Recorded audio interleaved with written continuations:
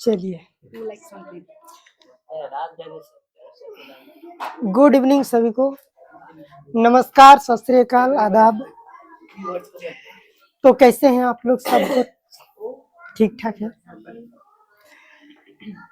आज हम लोग पढ़ेंगे लाइफ प्रोसेस का मोस्ट इम्पोर्टेंट टॉपिक, जो कि रेस्पिरेटरी सिस्टम के बारे में पढ़ेंगे। ठीक है, कल जो हम लोग पढ़े थे रेस्पिरेशन पढ़े थे।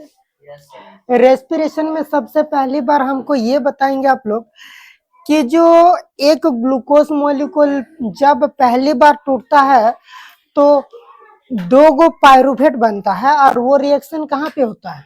सेल का साइटोप्लाज्म में होता है। और उसके बाद पायरुवेट तीन तरीके से रिएक्शन करता है। पहली बार वो माइटोकॉन्ड्रिया के अंदर जाएगा तो एरोबिक रेस्पिरेशन करेगा, जहां पे ऑक्सीजन का उपस्थिति में CO2 बनाएगा, और CO2 बनाएगा, एनर्जी बनाएगा, वाटर बना देगा। ठीक है, 38 ATP एनर्जी, बहुत ज्यादा एनर्जी बनाएगा। ईस्ट के बॉडी में फर्मेंटेशन होगा, जहां पे ईस्ट का बॉडी में क्या बनेगा?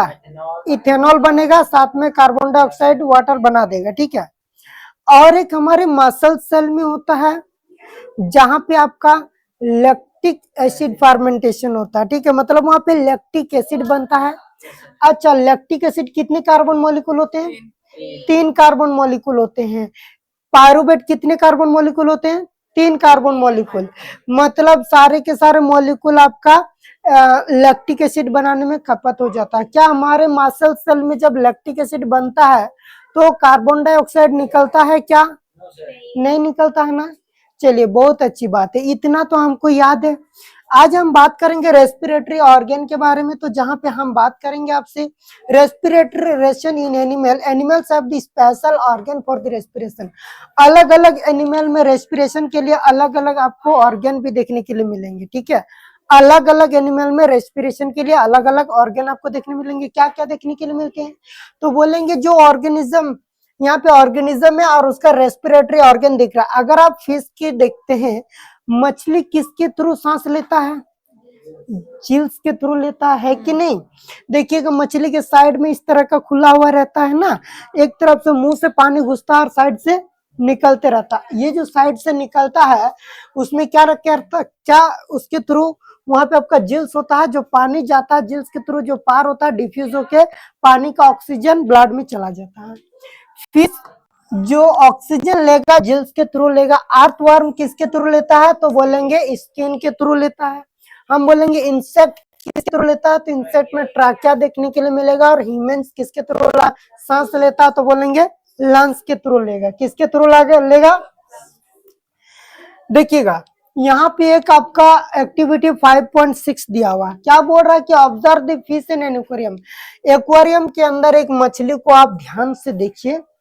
They open and close their mouth and gill slit। मुंह को हुपुक हुपुक करता है, मतलब मुंह कभी खोलता है कभी बंद करता है। और जो जिल स्लिट होता है यहाँ पे इस तरह का रहता है, इसको बंद करता है और खोलता है। ठीक है, जिल स्लिट का नाम होता है ओपर्कुलम। जैसे होता है ना ढकना टाइप का लगा हुआ रहता है, उसको ओपर्कुलम बोलते हैं। व्हिच कवर्स द जिल slit behind the I, also open and close।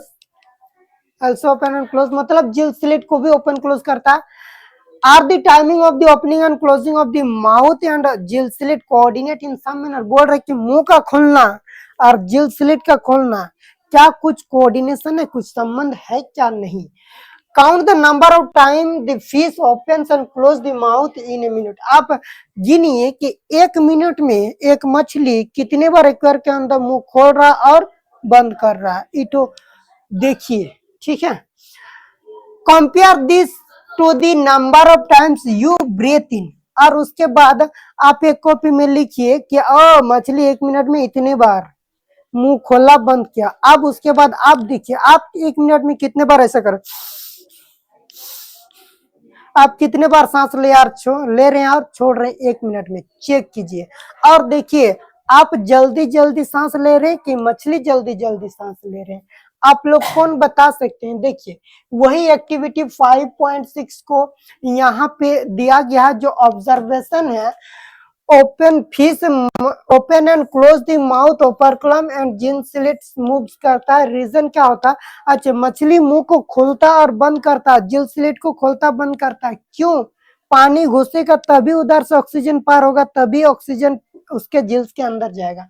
Fishes pass water over gills to extract oxygen. पानी में ऑक्सीजन डिजोल्व फॉर्म में रहता है, उसी ऑक्सीजन को पकड़ के जिल्स के अंदर डालते हैं, तो जिल्स के थ्रू पानी जाएंगे तब तो, इसीलिए एक तरफ से पानी लेके जाता है, दूसरी तरफ से निकालता है। जो इंपॉर्टेंट पॉइंट आपको याद रखना है, एक्वेटिक ऑर्गेनिज्म ब्रेथ फास्टर। पानी में जो मछली रहेंगे वो जल्दी जल्दी सांस लेंगे। आपने तो नोट कर रहे थे ना, देखिएगा जो जमीन में हो आराम से घोड़ा बेच बेच के सांस लेगा सर, और जो पानी में है वो थोड़ा जल्दी जल्दी सांस लेंगे। क्यों? क्योंकि dissolve oxygen in water is low. पानी में ऑक्सीजन की डिजोल्व अमाउंट बहुत कम है। पानी में अगर ऑक्सीजन कम है तो मछली को जल्दी जल्दी सांस लेना पड़ेगा ताकि ज्यादा ऑक्सीजन अंदर ले पाए। क्या इतनी बात याद रहेगा? देखिए, respiratory organ in humans, human में रेस्पिरेटरी जो ऑर्गन होता है उसकी अगर बात करते हैं तो उसमें आपको पैथ ऑफ एयर, सबसे पहले इंसान जो सांस लेता है वो ऑक्सीजन कहाँ कहाँ जाता है? सबसे पहले नॉस्ट्रिल में जाते हैं। नॉस्ट्रिल मतलब ये दिख रहा है आपका नाक, दो को जो छेद दिख रहा है इसको हम लोग क्या बोलते हैं? नॉस्ट्रिल बोलते हैं। क्या बोलते हैं? नॉस्ट्रिल बोलते हैं। ठीक है, नॉस्ट्रिल क्या करता है? नॉस्ट्रिल से मैसेज जाता है नेसल। नॉस्ट्रिल से कहा जाता है? जस्ट नॉस्ट्रिल के अंदर में आपको नेसल कैविटी दिखेगा, गड्ढा वाला, ठीक है ना। ये देखो यहाँ पे आपका नेसल पैसेज दिख रहा है, यानी ये नॉस्ट्रिल हो गया, उसके अंदर देखिए यही नेसल पैसेज होगा, या फिर इसको हम लोग नेसल कैविटी बोलेंगे। क्या बोलेंगे? कैविटी।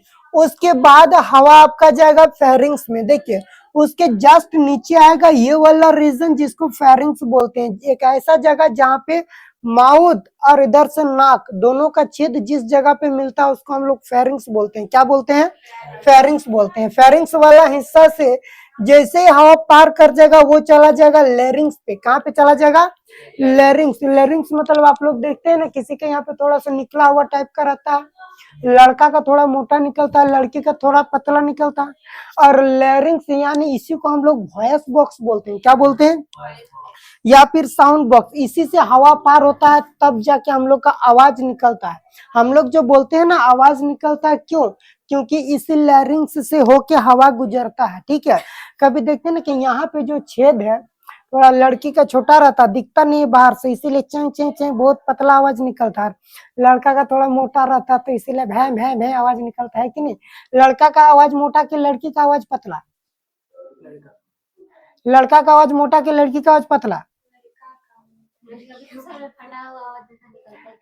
बताइए किसका किसका आवाज क्या होता है? हम बोल रहे कि लड़का का आवाज मोटा कि लड़की का आवाज क्या पतला? अरे वाह, तो सर तो दोनों बात सही बोल रहे हैं। लड़की का आवाज कैसा रहता है? पतला, और लड़का का आवाज मोटा रहता है। हाँ, क्यों? क्योंकि ये वॉइस बॉक्स पे ज्यादा अगर गैप हो गया तो भर भर ज्यादा करेगा। इसका मतलब क्या ना कि आवाज मोटा आएगा। मतलब क्या है कि फेरिंग्स से हवा पार करके कहाँ जाएगा? लैरिंग्स पे जाएगा। कहाँ पे जाएगा? उसके बाद हवा जैसे पार कर जाएगा ट्राकिया पे चला जाएगा। कहाँ पे चला जाएगा? जब आप लोग सांस लेते हैं, जब दौड़ते हैं तो ऐसा करते हैं ना, दौड़ने को करते हैं कि नहीं? जब करते हैं तो जल्दी जल्दी सांस लेते हैं। अगर आप जल्दी जल्दी सांस लेने गए और गलती से ही सही ये पाइप चुपू हो गया, सट गया, तो क्या खत्म हो जाएंगे, होंगे कि नहीं? तो ऐसा केस में क्या होगा कि बचाना भी इसका काम होता है। देखिए प्रॉब्लम आपकी है भाई, तो समस्या का समाधान कौन करेंगे? आप ही करेंगे। ट्राकिया बड़ी डरती थी, ए भाई अगर सट गए तो क्या होगा? अपना बचाव के लिए। हाँ, कभी कभी देखते हैं ना हिचके ऐसे करते हैं कि नहीं? सांस लेते लेते किसी तरह ऐसे सट गया तो क्या कर? देखते हैं ना, जिस पाइप में, एगो पाइप लीजिए, ठीक है, एकदम पतला सा पाइप लीजिए प्लास्टिक टाइप का, ऐसा करके हवा को निकाल दीजिए, देखिएगा पॉलीथीन टाइप का वो पाइप सट जाएंगे, है कि नहीं? अगर वैसे मेरा पाइप भी अगर हवा निकालने के दौरान सट गया तो क्या हो जाएगा? ऊपर राम नाम सत्य है, हो जाएगा। ठीक है, तो फिर क्या करते हैं ना कि प्रॉब्लम को समाधान करने के लिए बीच में आते हैं रिंग्स ऑफ कार्टिलेज, बोलते हैं हम है ना भाई, तुम लो ना कितना जोर से सांस ले रहा, ठीक है। सी सब का रिंग ऑफ कार्टिलेज यहाँ पे लगा हुआ रहता है इस जगह पे, ठीक है।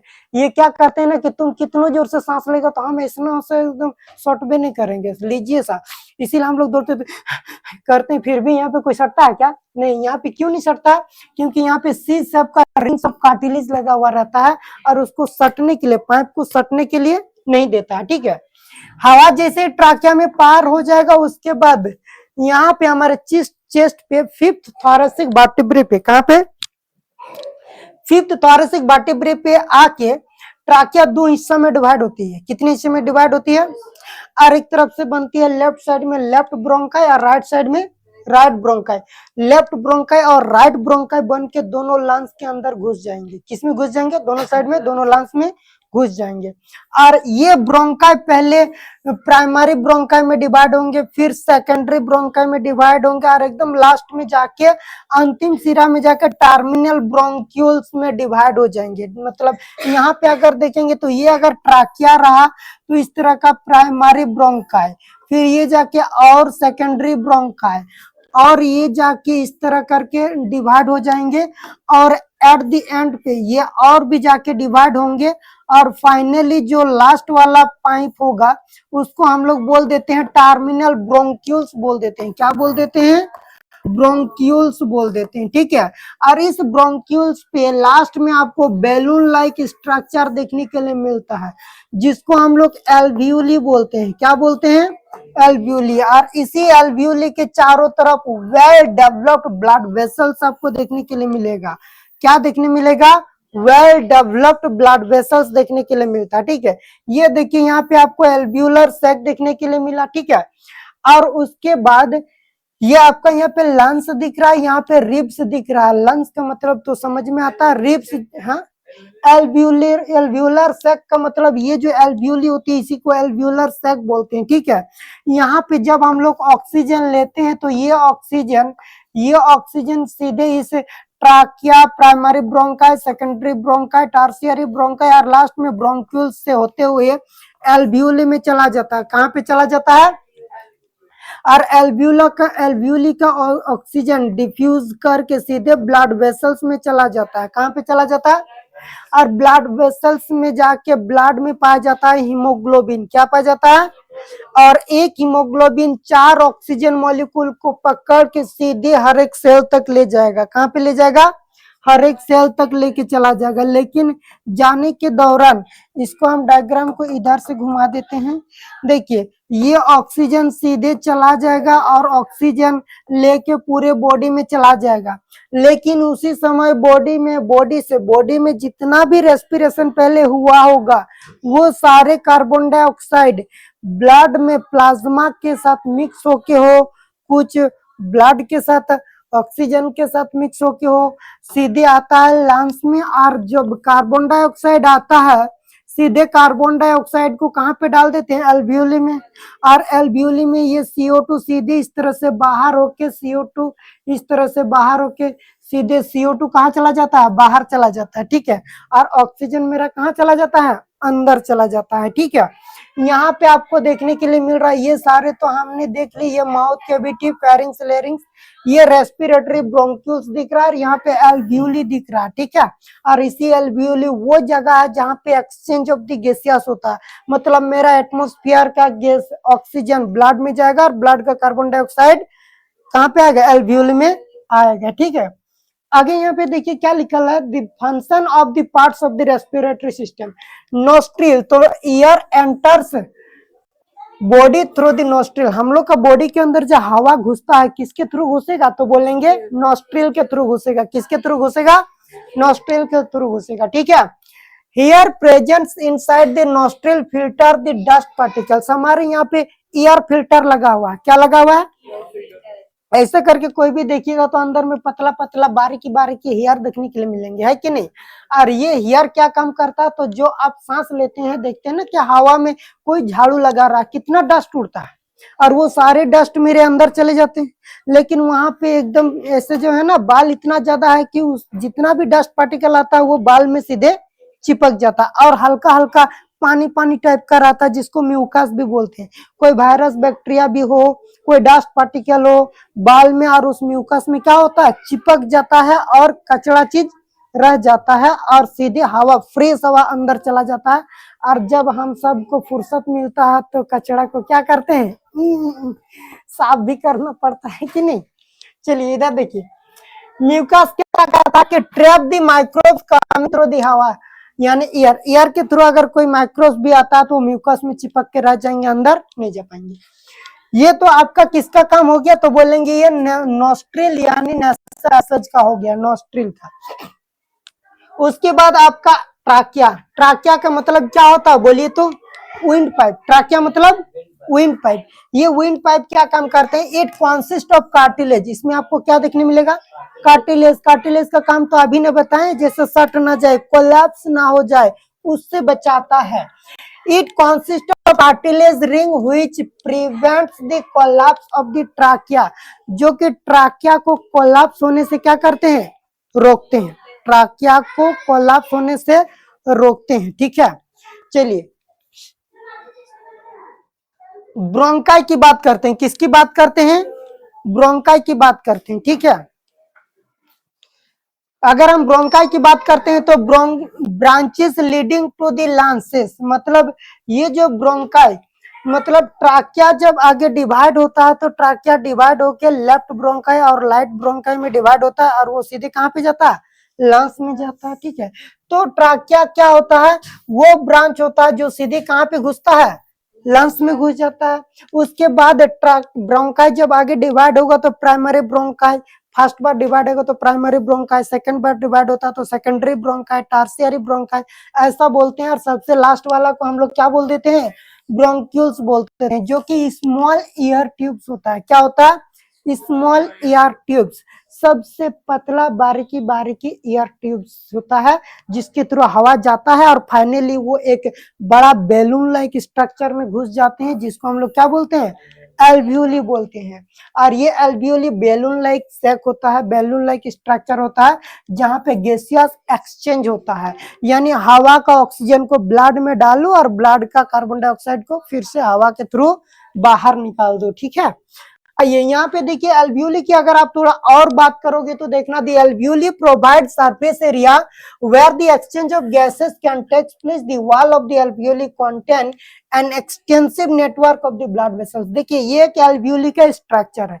इस एल्वियोली में दिख रहा है ना कि सैक लाइक स्ट्रक्चर है, लेकिन इसके चारों तरफ में क्या सप्लाई है, ब्लड वेसल सप्लाई है। मतलब यहाँ पे जैसे इधर से ऑक्सीजन आएगा, ये ऑक्सीजन डिफ्यूज होके कहाँ पे चला जाएगा, ब्लड वेसल्स में, और पूरे बॉडी का कार्बन डाइऑक्साइड डिफ्यूजन होके कहाँ पे चल जाएगा, हाँ, मतलब बॉडी से जो आएगा कार्बन डाइऑक्साइड वो एल्वियोली में चला जाएगा, और एल्वियोली से लंग्स से होके सीधे ट्राकिया, मुंह से होके, नाक से होके सीधे बाहर चला जाएगा, ठीक है। चलिए When we breathe in, लेकिन इतनी तक बात है तो एक्सचेंज कैसे करके होता है हमको समझ में आया। लेकिन जब हम लोग सांस लेते हैं, कभी ऐसा हुआ है क्या कि हम लोग घर में सो गए हैं और सांस लेना भूल गए हैं, और ऊपर क्या हुआ कि सांस लेना भूल जाने के दौरान एक व्यक्ति का मौत हो गई। ऐसा नहीं होता। आप लोग कितनों गहरी नींद से सो जाएंगे तो क्या होगा पता है, कि ऑटोमेटिक ऑक्सीजन आपका बॉडी के अंदर घुसेगा और कार्बन डाइऑक्साइड क्या हो जाएगा, बाहर निकल जाएगा। इसमें कोई प्रॉब्लम किसी का नहीं होता है। होता क्या है ना कि जब हम लोग सांस लेते हैं, इसी प्रोसेस को हम लोग बोलते हैं इनहेलेशन। ड्यूरिंग इनहेलेशन, सांस लेने के दौरान क्या होता है, वी लिफ्ट आवर रिब्स, हम लोग अपना रिब को लिफ्ट अप करते हैं।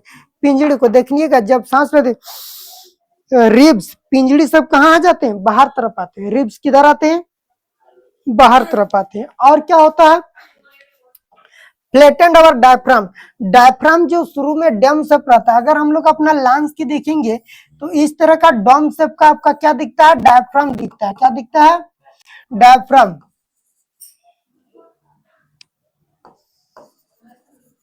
ये डायफ्राम है।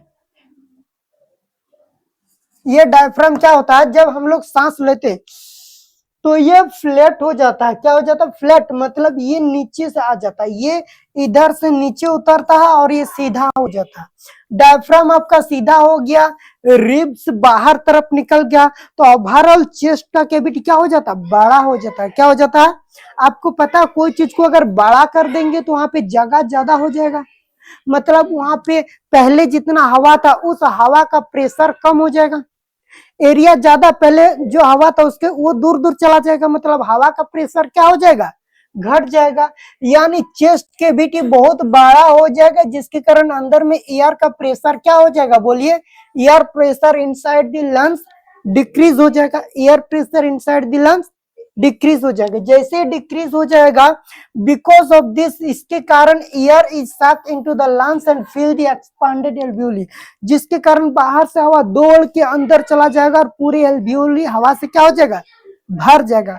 क्यों दौड़ के हवा घुसा, क्योंकि एटमॉस्फेयर में हवा का प्रेशर ज्यादा है, अंदर में प्रेशर घट गया। क्यों घट गया, क्योंकि चेस्ट का कैविटी बड़ा हो गया। बड़ा क्यों हुआ, क्योंकि रिब्स बाहर तरफ और डायफ्राम नीचे आ गया। चेस्ट का कैविटी बड़ा यानी हवा का प्रेशर अंदर में घट गया, प्रेशर घट गया, बाहर वाला हवा ढकेल के हवा को कहां चला दिया, अंदर ले गया। ठीक है, क्या इतनी बात याद रहेगा। When we breathe out, जब हम सांस छोड़ते हैं, यानी ड्यूरिंग एक्सहेलेशन की बात कर रहे हैं, जब हम सांस छोड़ते हैं तो क्या होता है ना कि रिब्स मूव्स डाउनवर्ड, ये जो बाहर निकला हुआ रिब्स था वो सीधे अंदर तरफ सट जाएंगे। दूसरा, डायफ्राम रिलैक्स, डायफ्राम पहले सीधा हो गए थे, ये भी अंदर तरफ घुस जाएंगे। ठीक है, रिब्स नीचे, डायफ्राम अंदर, तो ओवरऑल चेस्ट कैविटी क्या हो जाएगा, डिक्रीज हो जाएगा। तो चेस्ट कैविटी डिक्रीज हो जाएगा। जैसे ही चेस्ट कैविटी डिक्रीज हो जाएगा, अंदर का एयर प्रेशर क्या हो जाएगा, लंग्स के अंदर बढ़ जाएगा। पूरा ये कौन इधर ठेलने लगे, रिब अंदर घुस रहा है तो नहीं ठेलाएगा, ओ हाँ, ये डायफ्राम ऊपर तरफ आ रहा तो नहीं ठेलाएगा, हवा अंदर ही अंदर पूरा ठेला ठेली हो रहा, ढकेल के सीधे कहाँ कर दिया, सांस के थ्रू, मुंह से, नाक से, सब तरफ से हवा को क्या कर देगा, बाहर कर देगा। तो बोलेंगे एयर लिव्स लंग्स, और इस प्रकार से हवा क्या हो जाएगा, लंग्स से बाहर आ जाएगा। क्या इतनी बात याद रहेगा, बड़ी आसान है।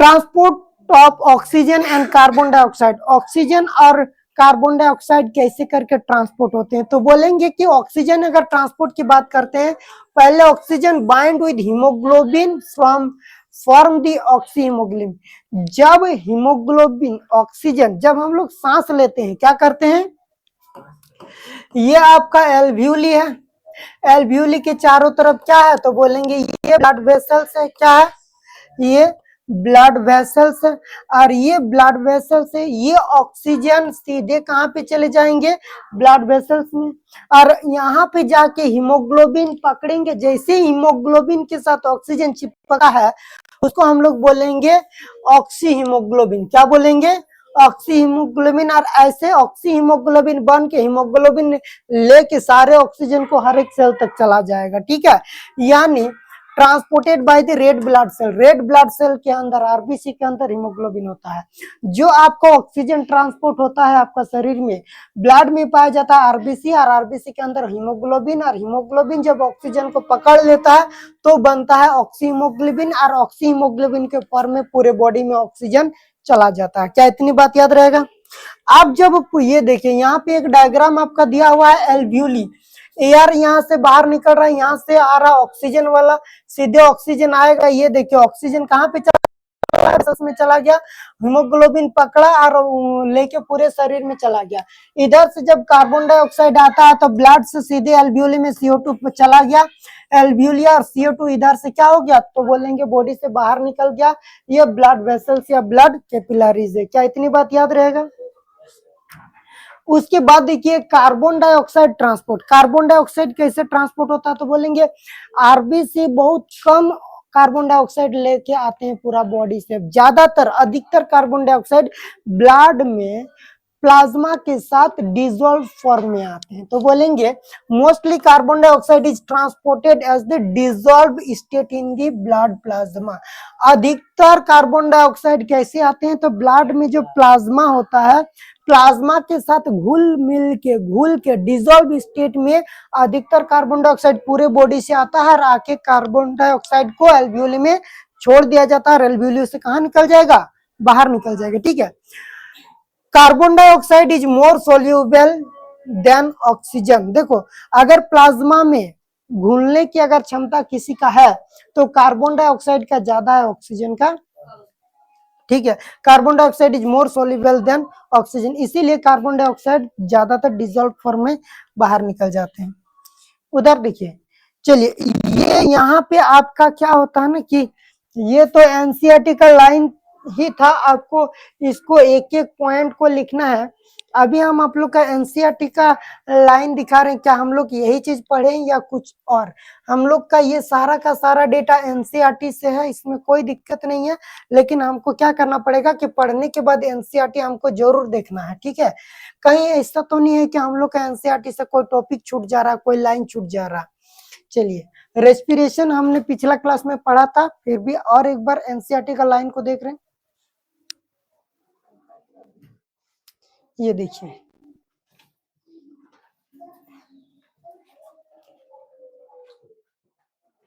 ये देखिए यहाँ पे आपको रेस्पिरेशन दिख रहा है, जहां पे हमने इसके बारे में कल बात कर चुका था। देखिए we have discussed the nutrition in organism in the last section. The food material taken during the process of nutrition used in the cell provide energy for various life processes. Diverse organism do this in different way. हमको पता ना कि body में जो energy बनाता है अलग अलग ऑर्गेनिज्म अलग अलग तरीके से बनाते हैं। Diverse organism do this in the different way. Some uses oxygen, कुछ ऑर्गेनिज्म क्या करता है ऑक्सीजन यूज करता है, जिस प्रोसेस को बोलते हैं एरोबिक रेस्पिरेशन, और कुछ ऑक्सीजन का इस्तेमाल नहीं करता, जिसको हम लोग बोलते हैं anaerobic respiration.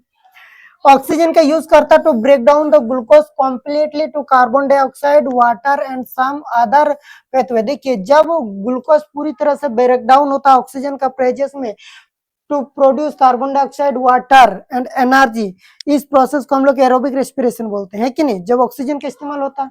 Some use of the other pathway that do not involve oxygen, एक वैसा रेस्पिरेशन जहां पे ग्लूकोज सीधे एनर्जी में कन्वर्ट हो जाता है बिना ऑक्सीजन का, उसको हम लोग क्या बोलते हैं anaerobic respiration. In all cases, सारे के सारे cases, the first step is the break down of the glucose. इस सारे केसेस में पहला जो स्टेप होता है वो ग्लूकोज का ब्रेक डाउन होता है। क्या होता है ग्लूकोज का ब्रेक डाउन, ग्लूकोज का टूटना। ग्लूकोज क्या होता है तो बोलेंगे एक 6 कार्बन मॉलिक्यूल होता है कि नहीं। ये ग्लूकोज पहली बार जब टूटेगा तो 3 कार्बन मॉलिक्यूल में टूटेगा, जिसका नाम क्या है पायरुवेट होता है। और ये रिएक्शन कहाँ पे होता है साइटोप्लाज्म में। This process takes place in the cytoplasm में होता है, ठीक है। फर्दर द पायरुवेट में बी कन्वर्टेड इनटू इथेनॉल। अच्छा इथेनॉल कहाँ पे बनता है हमने याद किया, बोलिए ईस्ट बॉडी में। कहाँ पे by the process of fermentation, है ना।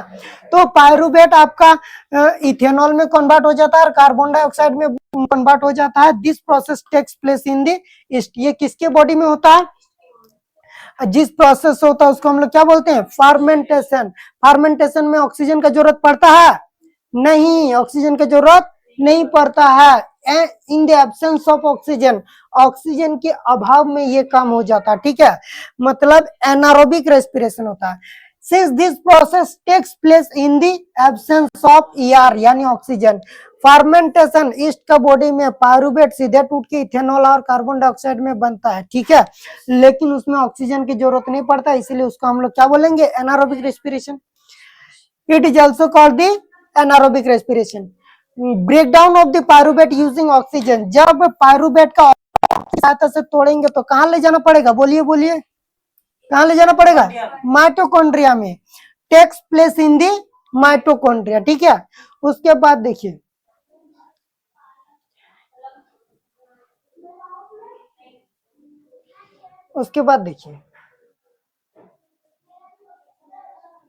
देखिए उसके बाद है हाँ the process break down this process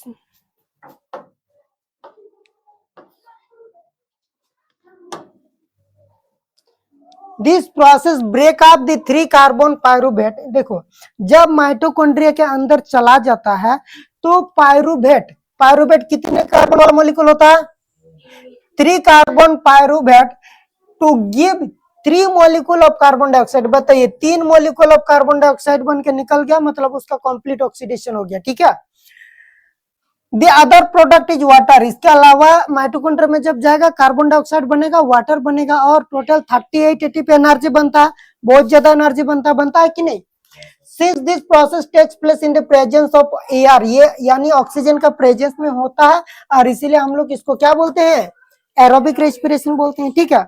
उसके बाद कहता है the release of the energy is in this aerobic process is lot greater, और एरोबिक प्रोसेस में जो एनर्जी निकलता है वो बहुत ज्यादा निकलता है, जनरली 2 एटीपी निकलता है, बट ऑक्सीजन का प्रेजेंस में 38 एटीपी एनर्जी निकलता है, ठीक है। Then in the anaerobic respiration, anaerobic respiration में 2 एटीपी, एरोबिक रेस्पिरेशन में 38 एटीपी, कितना ज्यादा एनर्जी निकल रहा है ना।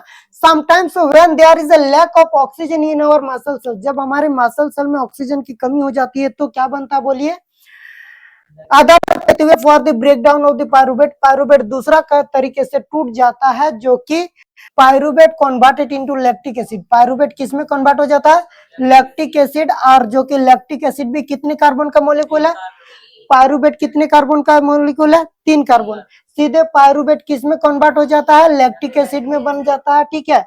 तो उस समय कार्बन डाइऑक्साइड बनेगा, नहीं बनेगा, ठीक है। This build of the lactic acid in our muscle cells and which sudden activity causes cramp, और इसीलिए जब हम लोग अचानक से एक्सरसाइज कर देते हैं तो क्या होता है कि हम लोग मसल्स पेन होने लगता है, दर्द देने लगता है कि नहीं। ये देखिए यहाँ पे ये डायग्राम आपके लिए मोस्ट इंपॉर्टेंट है कि एक ग्लूकोज मॉलिक्यूल सीधे साइटोप्लाज्म में जब आता है तो पायरुवेट में बदल जाता है कि नहीं। ग्लूकोज 6 कार्बन मॉलिक्यूल होता है और पायरुवेट 3 कार्बन मॉलिक्यूल होता है, साथ में एनर्जी निकलता है, ठीक है।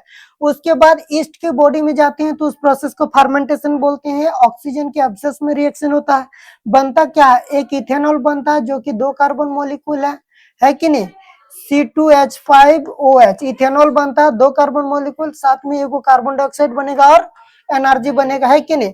लेकिन वही चीज अगर हमारे माइटोकॉन्ड्रिया के अंदर घुस जाएगा तो वो ऑक्सीजन का प्रेजेंस में 3 को कार्बन डाइऑक्साइड बन जाएगा, वाटर बन जाएगा और एनर्जी बनेगा, 38 एटीपी एनर्जी बन जाएगा। लेकिन हमारे मसल सेल की बात करेंगे तो वहां पे ऑक्सीजन की क्या होगा, कमी होगा, अभाव होगा, जिसके कारण सीधे लैक्टिक एसिड बना लेगा जो कि 3 कार्बन मॉलिक्यूल हो और एनर्जी बनेगा। लेकिन क्या इस समय इस केस में आपका कार्बन डाइऑक्साइड निकलेगा, नहीं निकलेगा। 3 कार्बन का पायरुवेट, 3 कार्बन का लैक्टिक एसिड, तीनों कार्बन डाइऑक्साइड लैक्टिक एसिड में कन्वर्ट हो गया, बचा ही नहीं कि कार्बन डाइऑक्साइड बन पाए। उसके बाद देखिए the energy release during cellular respiration is immediately used to synthesis the molecular a molecule called the ATP, जो रेस्पिरेशन के दौरान एनर्जी बनता है वो तुरंत किस में कन्वर्ट हो जाता है, किस में कन्वर्ट हो जाता है, और यही ATP used to fuel all the activities in the cell, और यही एटीपी का इस्तेमाल करके हम लोग का बॉडी में जितना भी काम होता है सबका इस्तेमाल करते हैं, ठीक है। जो भी रिएक्शन होता है, जहां पे भी एनर्जी चाहिए आपका बॉडी में किस फॉर्म में प्रोवाइड किया जाता है, एटीपी के फॉर्म में, ठीक है। इन दिस प्रोसेस, इस प्रोसेस में क्या होता है, ATP is broken down giving rise to the fixed amount of energy which can drive the endothermic reaction takes place in the cell. आपका शरीर में, मेरे शरीर में, सेल के अंदर जितना भी रिएक्शन करने के लिए एनर्जी का जरूरत होता है वो एनर्जी कहाँ से आता है, मतलब एंडोथर्मिक रिएक्शन किसको बोलेंगे, वो सारे रिएक्शन जिसको परफॉर्म करने के लिए बाहर से क्या चाहिए, हीट देना पड़ेगा, एनर्जी देना पड़ेगा। तो मेरे शरीर में जितने भी रिएक्शन होता है उसको अगर करना है और उसको अगर एनर्जी चाहिए तो हमारे बॉडी में कौन प्रोवाइड करेगा उसको एनर्जी, एटीपी प्रोवाइड करेगा, ठीक है। ये देखिए यहाँ पे ये क्या कुछ एक है, हाँ देखिए ATP is the energy currency of most of the cellular process. अधिकतर सेलुलर प्रोसेस में क्या होता है ना कि एटीपी वो है जिससे एनर्जी निकलता है कि नहीं। The energy released during the process of respiration is used to make the ATP molecule from ADP and inorganic phosphate। देखिए जब जनरली हम लोग खाना उना नहीं खाते हैं और पूरा काम करके थक जाते हैं, यानी हमारे बॉडी में सारे एटीपी क्या हो गया, खत्म हो गया। अब बॉडी में क्या बचा हुआ है, एडीपी बचा। फिर थोड़ा देर में खाना खाएं, सांस लिए, एनर्जी बना, रेस्पिरेशन हुआ, फिर एडीपी में लाके, एडीपी का मतलब क्या होता है, एक एडेनिन के पास 2 गो फॉस्फेट है, कितने को फॉस्फेट है, 2 गो फॉस्फेट है, इसमें लाके फिर से 1 गो और फॉस्फेट जोड़ देंगे। जैसे ही फॉस्फेट जोड़ देंगे तो ये AD से ATP बन गया। क्या बन गया? ATP। और इसके पास बहुत ज्यादा एनर्जी है अभी, ठीक है। लेकिन जब हम लोग काम करेंगे तो वहां पे ATP का इस्तेमाल होगा। और इस ATP में एक ATP से जब एगो एनर्जी, एगो फॉस्फेट बॉन्ड टूट जाएंगे तो हाई अमाउंट पे एनर्जी रिलीज होता है। कितना रिलीज होगा? बहुत ज्यादा एनर्जी रिलीज होगा, ठीक है। Endothermic processes in the cell then use this ATP to derive the reaction। जितना भी एंडोथर्मिक रिएक्शन हमारे शरीर में होते हैं उसको परफॉर्म करने के लिए जो एनर्जी चाहिए वो कहां से आते हैं? ATP से आते हैं, ठीक है। When the terminal phosphate linkage in ATP is break, जब लास्ट वाला फॉस्फेट बॉन्ड ATP का टूटता है, the energy required, the energy equivalent to 30.5 kilo joule पर मोल इज रिलीज। देखो जब लास्ट वाला टूटेगा तो इतना 30.5 किलो जूल पर मोल एनर्जी का रिलीज होता है, ठीक है। जब टर्मिनल बॉन्ड किसका टूटता है तो बोलेंगे ATP का। Think of how a battery can provide energy for many different kind of uses. देखिए हम लोग का बॉडी में बैटरी का इस्तेमाल जैसे कोई कोई मशीन में करते हैं ना, अलग अलग काम करवाने के लिए, उसी तरह हमारा एक मशीन है, इसको काम करने के लिए क्या चाहिए तो बोलेंगे ATP चाहिए होगा, ठीक है। It can be use to obtain the mechanical energy, light energy, electrical energy, so on. ये सारे एनर्जी, मैकेनिकल एनर्जी फैन घुमाने के लिए बैटरी लगा दीजिए, लाइट एनर्जी लाइट जलाने के लिए, इलेक्ट्रिक एनर्जी, सबके लिए जो एनर्जी बैटरी का जो इस्तेमाल करते हैं वो हमारे बॉडी में ATP काम करता है, ठीक है। Similarly ATP can be used in the cell for the contraction of muscles. हमारे बॉडी में ये मसल्स जो कॉन्ट्रैक्ट कर रहे हैं इसके लिए भी आपका ATP की जरूरत है, ठीक है। ATP अगर नहीं होगा तो मसल्स कॉन्ट्रैक्ट नहीं करेंगे। प्रोटीन सिंथेसिस के लिए हम लोग का बॉडी में जो प्रोटीन बनेगा उसके लिए भी क्या चाहिए? ATP चाहिए। Conduction of the nerve impulse and many other activity. कोई चिट्ठी काट दिया, इंफॉर्मेशन ब्रेन तक पहुंच रहा है, बिना एनर्जी का पहुंचेगा ही नहीं, ATP चाहिए होगा, ठीक है। चलिए, since the aerobic respiration pathway depend on the oxygen, aerobic organism need to ensure that there is sufficient intake of the oxygen। जब हम लोग का बॉडी में एरोबिक रेस्पिरेशन होता है यानी बॉडी को चाहिए ऑक्सीजन, तो बकायदा प्रॉपर सिस्टम हम लोग का शरीर में लगाना पड़ेगा ताकि ऑक्सीजन हमारे बॉडी में जा पाए, ठीक है। We have seen that plant exchange gases through the stomata and the large intercellular space ensure that cells are in contact with the air। Plant में आपका बकायदा स्टोमाटा देखने के लिए मिलेगा ताकि उसके थ्रू ऑक्सीजन जरूरत पड़ने पर अंदर जा सके, कार्बन डाइऑक्साइड अंदर जा सके। और आपको इंटरसेलुलर स्पेस, प्लांट का अगर आप लोग स्ट्रक्चर देखें तो देखेंगे दो सेल के बीच में आपको गैप देखने के लिए मिलेगा, एयर कैविटी देखने मिलता है। उसमें क्या होता है कि अगर हवा रहेगा तो हर एक सेल तो आसानी से हवा पहुंच पाएगा, है ना। Similarly carbon dioxide and oxygen are exchange by the diffusion here.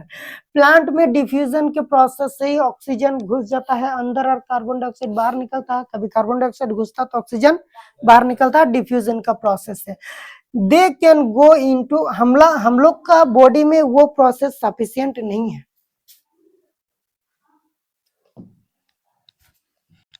देखिए, the cells are away from them and out into the air। देखिए, they can go into and out of the cell।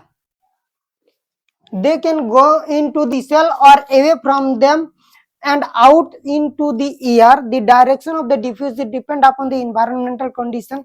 देखो ये जो plant में diffusion की condition होता है वो एनवायरनमेंट पे डिपेंड करता है। कोई भी मॉलिक्यूल का जो सिंपल डिफ्यूजन होता है अपना हायर कॉन्सेंट्रेशन से अपना लोअर कॉन्सेंट्रेशन। प्लांट में जब बहुत ज्यादा ऑक्सीजन बनेगा अंदर में तो बाहर से ऑक्सीजन अंदर घुस सकता है कि नहीं? नहीं घुसेगा, क्योंकि अंदर में ऑक्सीजन ज्यादा है। ऑक्सीजन क्या करेगा? डिफ्यूज होके बाहर निकल जाएगा। जब अंदर में ऑक्सीजन का कमी पड़ जाएगी तब फिर बाहर से अंदर घुसेगा, ठीक है ना। तो डिफ्यूजन का जो कंडीशन होता है वो एनवायरमेंटल कंडीशन पे डिपेंड करता है। The requirement of the plant, plant का क्या जरूरत है ये देखिए, यही बात कर रहे हैं। At night there is no photosynthesis occur। पता है ना कि प्लांट को फोटोसिंथेसिस करने के लिए सनलाइट चाहिए। रात में सनलाइट होता है? नहीं होता। रात में फोटोसिंथेसिस होगा? नहीं होगा। और जब फोटोसिंथेसिस नहीं होगा तो क्या प्लांट में ऑक्सीजन बनेगा रात में? नहीं बनेगा। बट उसको एनर्जी चाहिए, और एनर्जी बनाने के लिए ऑक्सीजन चाहिए, है कि नहीं? क्योंकि ऑक्सीजन ही तो ग्लूकोज के साथ रिएक्शन करके रेस्पिरेशन करेगा। तो रात में क्या होता है, carbon dioxide elimination is the major exchange of the activity going on. रात में वो क्या करेगा, ऑक्सीजन को ले लेगा और अंदर में रेस्पिरेशन कर लेगा और एनर्जी बना लेगा, और कार्बन डाइऑक्साइड को क्या कर देगा, छोड़ देगा। और इसीलिए हम लोग बोलते हैं रात में पेड़ के नीचे मत सो, क्योंकि आप भी कार्बन डाइऑक्साइड छोड़ते हो और प्लांट भी छोड़ता है। ठीक है। ड्यूरिंग द डे क्या होता है कि CO2 जनरेटेड, CO2 मतलब कार्बन डाइऑक्साइड जनरेट होता है। ड्यूरिंग दिन में भी तो प्लांट का बॉडी में रेस्पिरेशन हो रहा है, कार्बन डाइऑक्साइड बन रहा है, लेकिन दिन में प्लांट क्या करता है, फोटोसिंथेसिस करता है, और उसको फोटोसिंथेसिस करने के लिए चाहिए कार्बन डाइऑक्साइड। जितना बॉडी में कार्बन डाइऑक्साइड बना, लाओ सबको, और सबको लाके फोटोसिंथेसिस में ठूस दिया, लो फोटोसिंथेसिस करो। ठीक है। क्योंकि दिन में उसको कार्बन डाइऑक्साइड छोड़ने का जरूरत नहीं पड़ता है, अंदर ही अंदर यूज हो जाता है। रात में तो फोटोसिंथेसिस होता नहीं, इसीलिए रात में वो कार्बन डाइऑक्साइड को क्या करेगा, छोड़ देगा। CO2 generated during the respiration used up for the photosynthesis। दिन में जब CO2 बनेगा शरीर के अंदर प्लांट का, तो क्या करेगा, अंदर ही अंदर यूज कर लेगा। क्यों? क्योंकि फोटोसिंथेसिस हो रहा दिन में। There is no CO2 release. दिन में प्लांट कार्बन डाइऑक्साइड नहीं रिलीज करता, क्योंकि सारा कार्बन डाइऑक्साइड अंदर में फोटोसिंथेसिस पे काम आ जाता है। Instead oxygen release. और जब फोटोसिंथेसिस होता है दिन में, तो भर भर के ऑक्सीजन बनता है। ऑक्सीजन क्या करेगा भाई, ले बाहर स्टोमेटा के थ्रू सारा ऑक्सीजन बाहर, हम लोग मजे से लेते। कोई तो सुबह जाकर ऐसा करता है, ले ऑक्सीजन कितना लेना है, प्लांट छोड़ रहा है कि नहीं। चलिए, animal have evolved different organ for the uptake of oxygen from the environment and for getting rid of the carbon dioxide produced। Animal में अलग अलग तरीका है ऑक्सीजन को अंदर लेने का और कार्बन डाइऑक्साइड को बाहर निकालने का। क्या क्या तरीका हो सकता है, तो बोलेंगे टेरेस्टेरियल एनिमल। टेरेस्टेरियल एनिमल वो एनिमल होते हैं जो कहाँ पे रहते हैं, जमीन में। जो एनिमल जमीन में रहते हैं उसको टेरेस्टेरियल एनिमल बोलेंगे, और जो पानी में रहेंगे उसको एक्वेटिक एनिमल बोलते हैं। Terrestrial animal can breathe the oxygen in the atmosphere, but animals that live in water need to use the oxygen dissolved in it। हम लोग जमीन पे है, सीधे जमीन में एटमोस्फियर का ऑक्सीजन नाक के थ्रू ले सीधे लंग्स में, लेकिन पानी में जो रहेगा उसका डिजोल्व ऑक्सीजन लेना पड़ेगा, और इसके लिए उसको क्या चाहिए होगा, जिल्स चाहिए होगा। ये एक्टिविटी हमने पढ़ लिया। ठीक है। देखिए, since the amount of dissolved oxygen is fairly low compared to the amount of oxygen in the air। हवा में तो ऑक्सीजन भर भर के है, लेकिन पानी में डिजोल्व ऑक्सीजन कम है, तो पानी का एनिमल को सांस जल्दी जल्दी लेना पड़ेगा, है कि नहीं। हाँ, the rate of breathing in aquatic organism is much faster than the seen in the terrestrial organism। जमीन में जो हम लोग आराम से घोड़ा बेच के सौ के सांस लें, लेकिन जो पानी में रहते हैं उसको क्या करना पड़ेगा, जल्दी जल्दी सांस लेना पड़ेगा, क्योंकि वहां पे डिजोल्व ऑक्सीजन कम है। ठीक है। Fish takes in water through their mouth and force it to pass through the gills past the gills where the dissolved oxygen is taken up by the body। मछली मुंह के थ्रू पानी लेता है और उसको जिल्स के थ्रू पास करता है, जो कि जिल्स पानी का डिजोल्व ऑक्सीजन को एब्जॉर्ब करके शरीर के अंदर ले लेता है। ठीक है। Terrestrial animal use the oxygen in the atmosphere for the respiration. Terrestrial animal जो एटमोस्फियर में ऑक्सीजन है उसी को सांस के थ्रू ले लेता है। ठीक है। This oxygen is absorbed by the different organism in the different animal। This oxygen is absorbed by different organs। देखो, अलग अलग ऑर्गन, अलग अलग एनिमल ऑक्सीजन को लेने के लिए अलग अलग ऑर्गन का भी इस्तेमाल करते हैं। All these organs have a structure that increases the surface area। हर एक ऑर्गन का एक ही मकसद होता है कि किसी तरह करके सरफेस एरिया को बढ़ाया जाए ताकि ज्यादा ऑक्सीजन ले पाए, है ना। कभी देखते हैं आप लोग मंदिर में जब पूजा करने के लिए जाते हैं, आप यहाँ पे खड़ा है पूजा यहीं पे होगा, लेकिन आपका लाइन इधर से घुमा के, इधर से घुमा के, उधर से घुमा के ला के यहाँ पे आता है। क्यों भाई? क्योंकि ज्यादा से ज्यादा आदमी आटे जगह में है ना, नहीं तो पूरा ठेला ठेली होगा, है ना। तो उसी तरह क्या होता है ना कि देखिए एक इतू छोटू सा जगह में हमको ऑक्सीजन लेना है तो बहुत कम आएगा, लेकिन हम दिमाग लगाएंगे इतू छोटू सा जगह है, एक काम करते हैं ना कि इसको ऐसा कर दिए, ले भैया ले, अब ऑक्सीजन इधर से भी जा सकता है, इधर से भी जा सकता है, इधर से भी जा सकता है, सब तरफ से ऑक्सीजन घुस सकता है कि नहीं। इसीलिए जो ऑक्सीजन लेते हैं अंदर उसका सरफेस एरिया को क्या कर देते हैं, बढ़ा देते हैं, ठीक है। Which in contact with the oxygen reaches atmosphere, देखो oxygen rich atmosphere,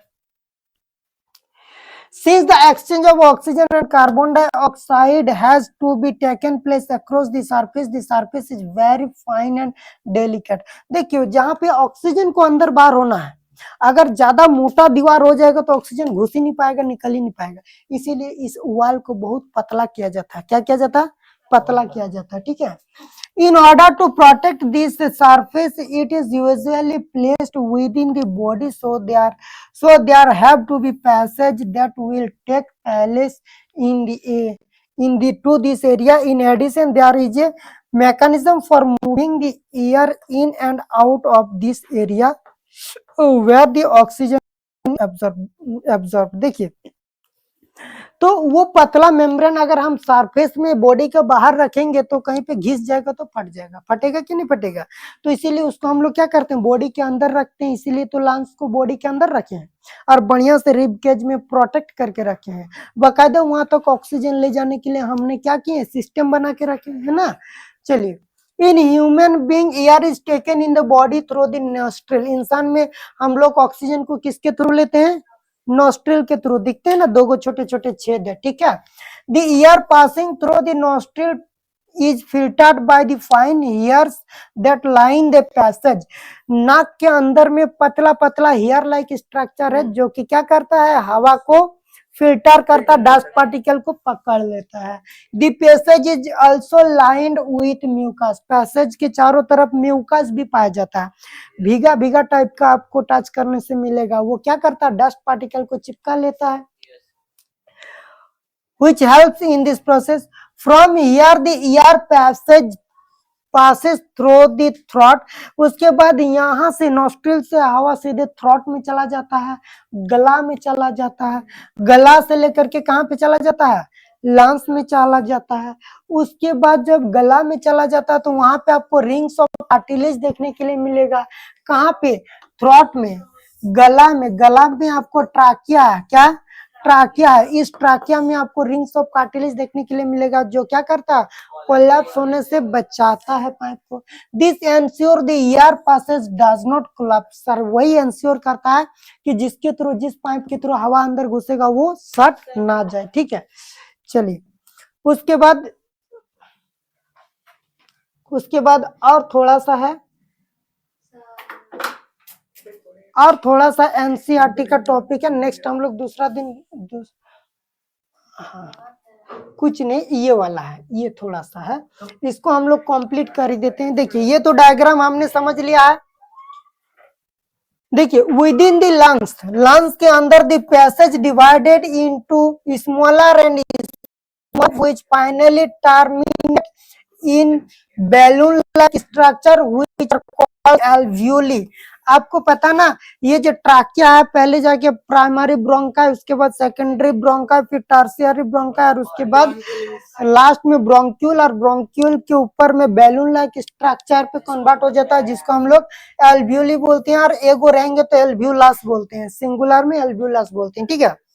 एल्व्यूली provided a surface where the exchange of gases can take place।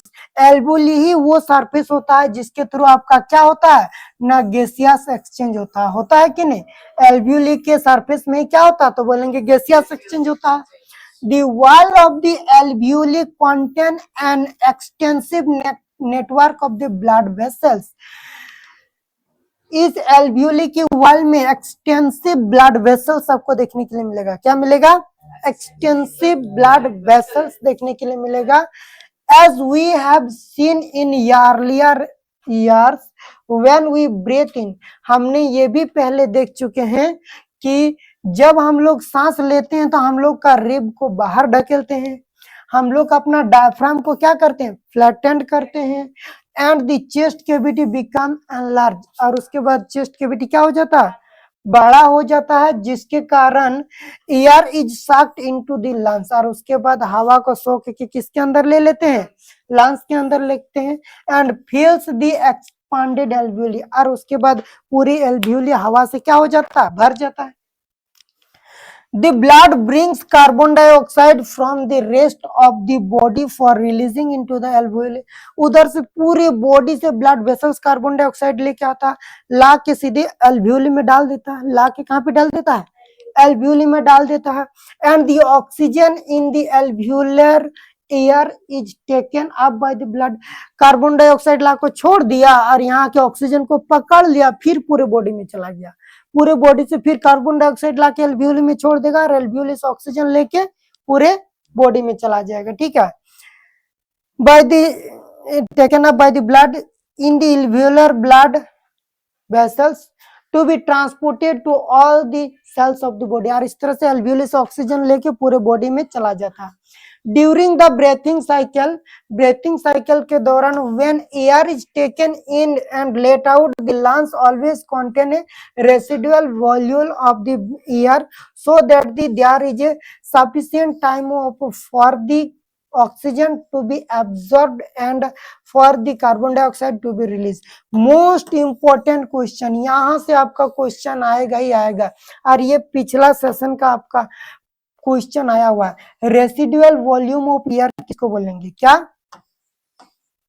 Residual volume of air मतलब आप कितनों जोर से सांस छोड़िए, आपका लंग्स के अंदर कुछ अमाउंट में हवा रह जाता है, वो हवा क्या करता है कि एल्वियोली के अंदर, ये एल्वियोली है, एल्वियोली से यहाँ पे ऑक्सीजन को आना और यहाँ से CO2 को बाहर आना, आने जाने में टाइम लगेगा ना, तो उस टाइम को मेंटेन देता है, मतलब टाइम स्पेस, मतलब पर्टिकुलर टाइम प्रोवाइड करे, यहाँ पे ऑलरेडी कुछ ऑक्सीजन जमा रखेगा ताकि यहाँ पे ऑक्सीजन इधर जाते रहे और कार्बन डाइऑक्साइड इधर, ऐसा नहीं कस के छोड़ दिए तो सारा ऑक्सीजन बाहर निकल गया, यहाँ पे एक्सचेंज ही नहीं हो रहा तो दिक्कत हो जाएगा। इसीलिए लंग्स अपना रिजर्व के लिए कोई कुछ क्या करते हैं, कुछ ऑक्सीजन बचा के रख लेते हैं ताकि ऑक्सीजन जाते रहे ब्लड में और ब्लड का कार्बन डाइऑक्साइड आते रहे, मतलब गैसियस एक्सचेंज के लिए सफिशिएंट टाइम मिल जाता है। क्या मिल जाता है, टाइम, ऑक्सीजन को ब्लड में मिक्स होने के लिए, ब्लड का कार्बन डाइऑक्साइड एल्वियोली के थ्रू बाहर जाने के लिए थोड़ा सा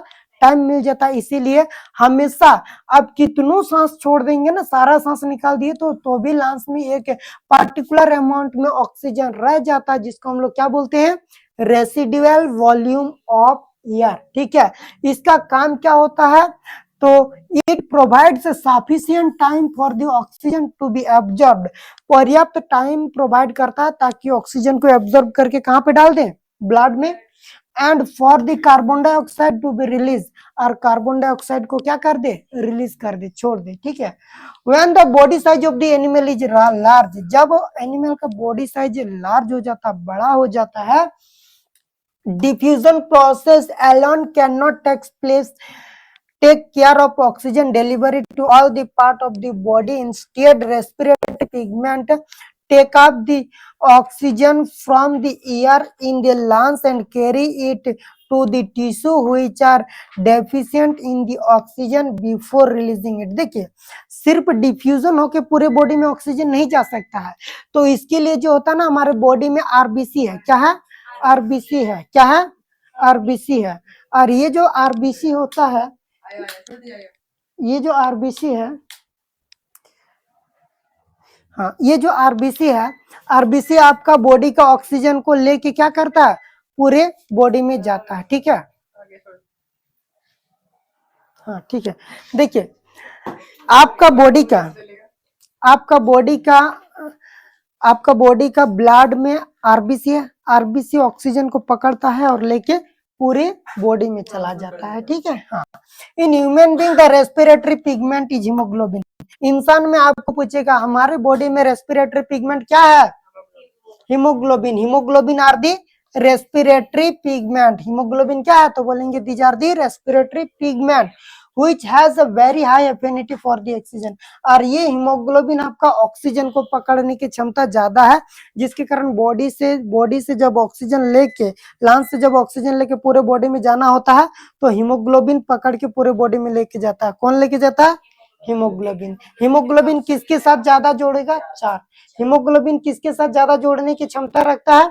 oxygen. This pigment is present in the red blood corpuscles. और ये रेड ब्लड सेल्स के अंदर आपका हीमोग्लोबिन देखने के लिए मिलेगा।